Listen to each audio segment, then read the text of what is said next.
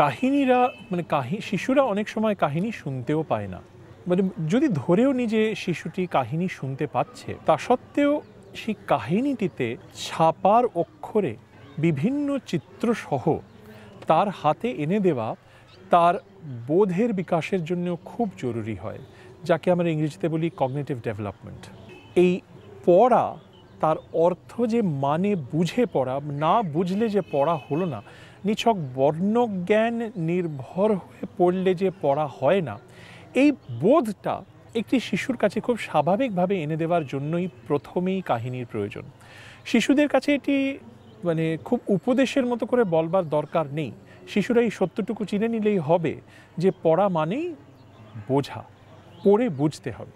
এই জন্যে কাহিনীর খুব দরকার। ছাপার অক্ষরে, ছাপা লিপিতে দেখতে পায়, তখন তার পড়ার যে উৎসাহ এবং পড়ার যে আসল পারপাস, সে বিষয়ে তার ধারণা সুস্পষ্ট হতে থাকে।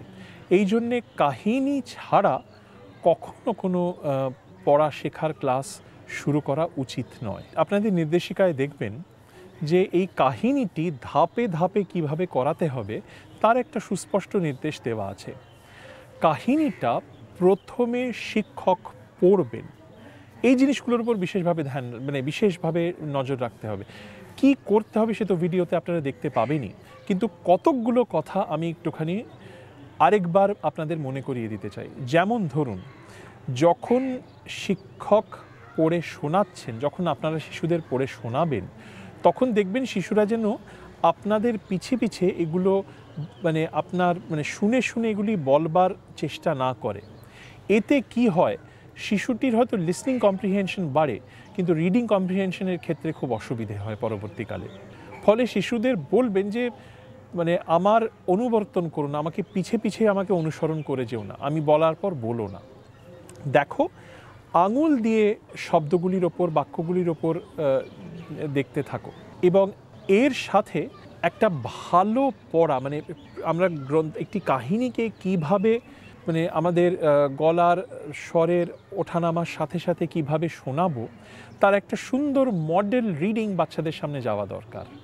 এবং তারপরে শিশুদের বলতে হবে যে আমার মতো করে কে পড়ে শোনাবে, এবং তাদের উৎসাহ দিন তাদের ওটা পড়ে শোনাতে। সে হয়তো প্রথম পড়তে পারবে না, কিন্তু পড়ার চেষ্টা করবে। এইটাই সবচেয়ে বেশি জরুরি, এবং এইটা সবচেয়ে বেশি জরুরি তার কগনিটিভ ডেভেলপমেন্টের জন্যে। এইটাকে বাদ দিয়ে কিন্তু লিটারেসি, সাক্ষরতা বা পড়া শেখা হতে পারে না।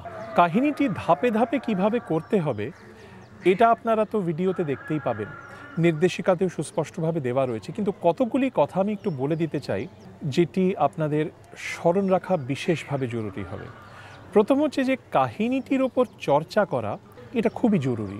কাহিনীটির ছবি নিয়ে, কাহিনীটির যদি কোনো নাম থাকে, এবং বিভিন্নভাবে চর্চা করা, এবং এমনভাবে শিশুটির সাথে গল্প জুড়ে দেওয়া ওই কাহিনীটির পরিপ্রেক্ষিতে যে সে যেন তার নিজের ভেতরের অনুভবগুলি সেই কাহিনীর সাথে জুড়ে দেওয়ার চেষ্টা করে, এবং ভাষাগত দিক থেকে চেষ্টা করবে সে কথা বলুক কাহিনীটি নিয়ে।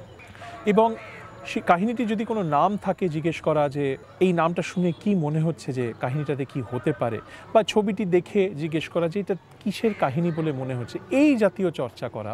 এবং এমন একটা গল্পের আবহ তৈরি করা যাতে শিশুটি নিজে নিজে সেই গল্পে যোগ দেয় কাহিনীটির সম্বন্ধে। তারপরে শিক্ষক সেটি পড়ে শোনান, তখন দেখবেন শিশুটি যেন পিছনে পিছনে না বলে কাহিনীটি। এটা খুব দরকার, কেননা সে ধরুন শুনে শুধু যদি মুখে মুখে বলতে থাকে, তার চোখ যদি প্রিন্টেড টেক্সটের ওপর না থাকে, কি হয়, শিশুটির লিসনিং কম্প্রিহেনশন হয়তো বেড়ে যেতে পারে, রিডিং কম্প্রিহেনশন বাড়তে অসুবিধা হবে। এইটা খুব জরুরি। এবং তারপরে একটা যথার্থ স্বরের ওঠানামা সহকারে একটা মডেল রিডিং তার সামনে হওয়া দরকার। এবং তারপরে শিশুটি পড়ুক, তাদের উৎসাহ দিন পড়তে, এসে পড়ে শোনাতে, ছোট দলে পড়ুক, বিভিন্নভাবে কাহিনীটি নিয়ে পড়ার চেষ্টা। এবং তারা যা শুনেছে তার উপরেই নির্ভর করে আপনাকে কিছু না কিছু শোনানোর চেষ্টা করবে। যারা প্রারম্ভিক স্তরে শিশু, তাদেরকে আরও বিশেষভাবে উৎসাহিত করুন কাহিনী নিয়ে বিভিন্নভাবে কাজ করবার জন্য। অর্থাৎ আগে অক্ষর জ্ঞান হবে তারপরে কাহিনী হাতে দেব, এটা কিন্তু নয়। কাহিনীটি হাতে দিয়ে তার বোধের জগৎটাকে আরও সমৃদ্ধ করে তাকে বর্ণজ্ঞানের দিকে নিয়ে যাওয়া, এটাই হচ্ছে আমাদের লক্ষ্য।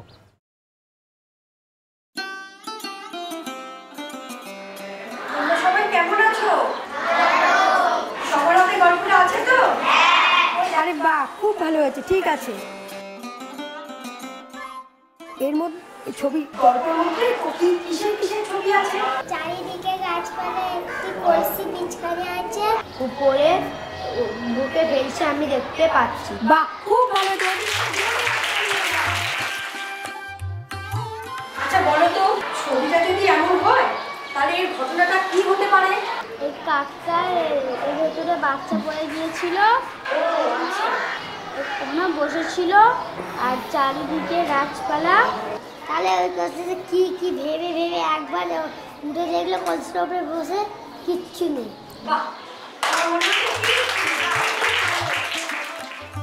এবারে আমি বলি ঘটনাটা কি, তোমরা সবাই কিন্তু শুনবে, কেউ কিন্তু আমার সাথে পড়বে না, ঠিক আছে? এক কাকের খুব পিপাসা পেল, সে নিচে একটি কলসি দেখতে পেল, উড়ে এসে কলসির ওপর বসলো, জল খেয়ে কাক উড়ে গেল। এবার বলো তো, কাকের কলসির উপর বসার কারণটা কি ছিল? ওর ভেতরে কি আছে দেখতে দেখার জন্য ও এসে কলসির উপর বসলো। কাকের কলসির উপর বসার কারণটা কি ছিল? খুব গাদা হলো, তাই জন্য নিচে দেখলো একটি কলসি ছিল।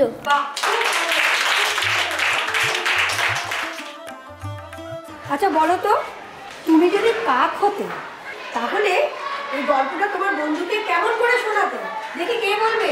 অনেক দূরে ঘুরতে যাচ্ছিল, যেতে যেতে একটু উঠতে দেখি না অনেক রোদ, আমার অনেক পিপাসা পেল, সব শুকিয়ে গেল।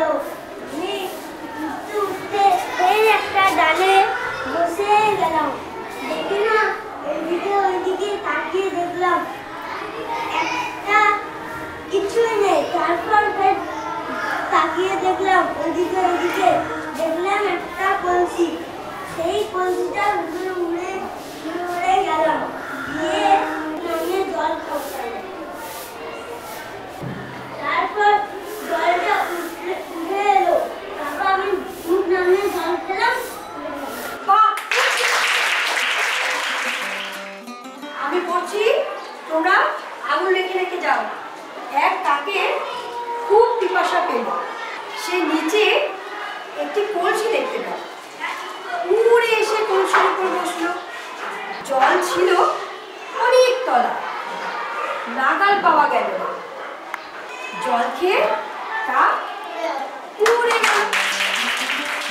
দেখো তোমার বন্ধু কি বলছে, সবাই দেখো। এক কাকের খুব পিপাসা পেল, এসে কলসির উপর বসলো, জল ছিল অনেক তলায়, নাগাল পাওয়া গেল না, জল আস্তে আস্তে করে উপরে উঠে এলো, সে মুখ নামিয়ে জল খেয়ে উড়ে গেল। কাকটি পিপাসার জন্যে চারিদিকে দেখছিল, সে কলসির নিচে নুড়ি দেখতে পেল, সে একটা একটা করে নুড়ি ফেলতে লাগলো, জল ওপরে উঠে আসলো, সে মুখ নামিয়ে খেয়ে আর উড়ে গেল। এই গল্পটার কি কেউ কোনো নাম দিতে চাও? বলো, কে কি নাম দিতে চাও? বলো, তুমি বলো, ওঠো, বলো কি নাম দিতে চাও? বাহ, ও কি নাম দিতে চাও? হ্যাঁ বলো, কলসি। কলসি। বাহ, খুব ভালো। আচ্ছা ঠিক আছে, সবাই গল্পটা পড়েছো? আচ্ছা দেখি চটপট চটপট করে এবার মন পছন্দ শব্দে দুটো করে গোলা লাগিয়ে দাও তো।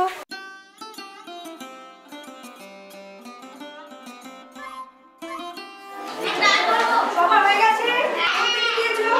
ঠিক আছে, আমি দেখছি। আচ্ছা তুমি বলো তো, তুমি কি শব্দে গোলা দিয়েছো? তুমি ওঠো তো দেখি। জল আর নুড়ি। বাহ, নাগাল আর পুকুর। বাহ, নাগাল, জল, পিপাসা নুড়ি। ঠিক আছে, খুব ভালো হয়েছে।